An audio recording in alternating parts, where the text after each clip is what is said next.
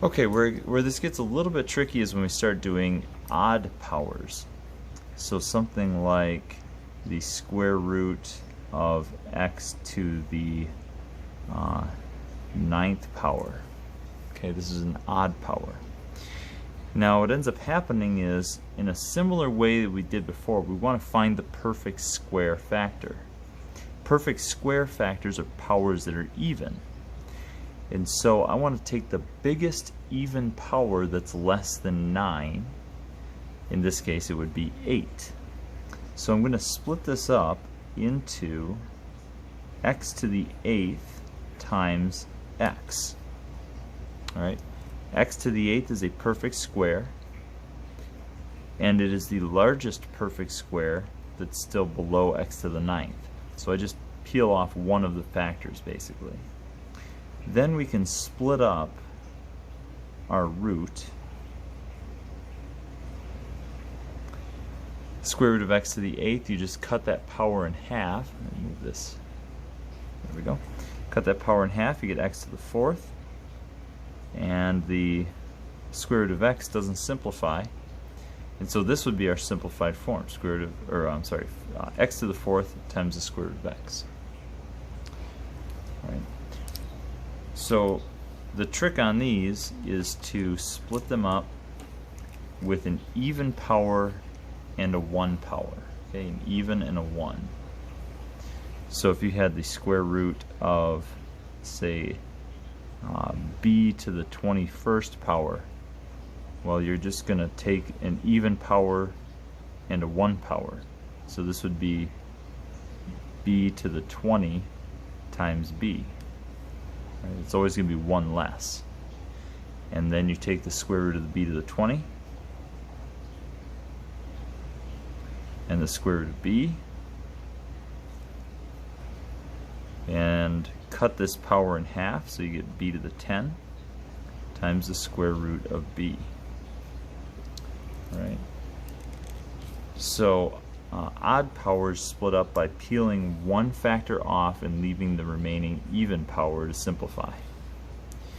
Okay, now we can put all of these together into one big problem if we really wanted to.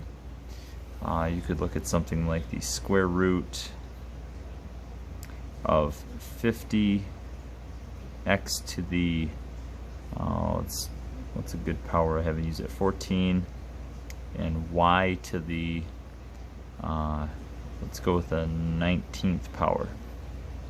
Okay.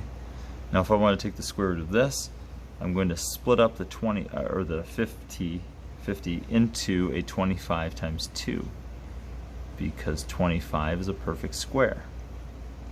So I'm going to have 25 times 2 times x to the 14th, because x to the 14th is a perfect square, it's even.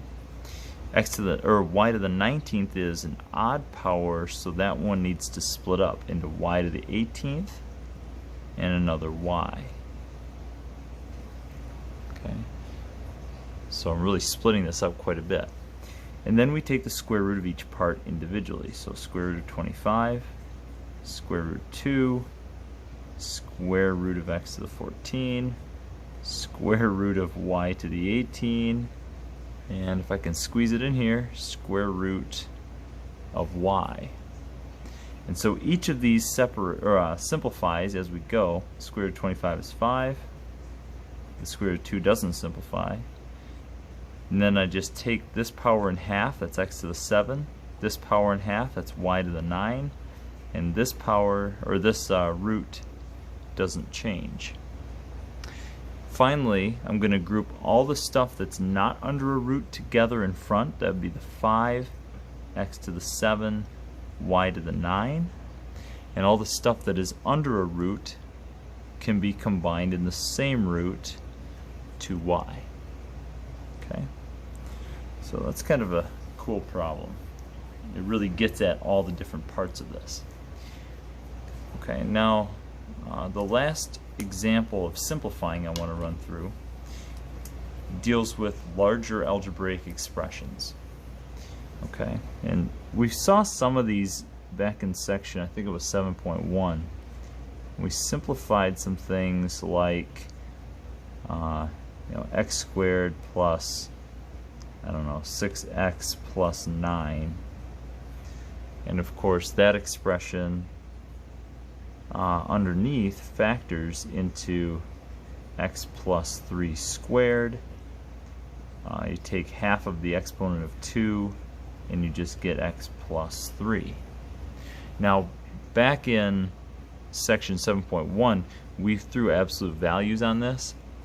From here on out we're basically going to assume that all the variables or variable expressions have positive value.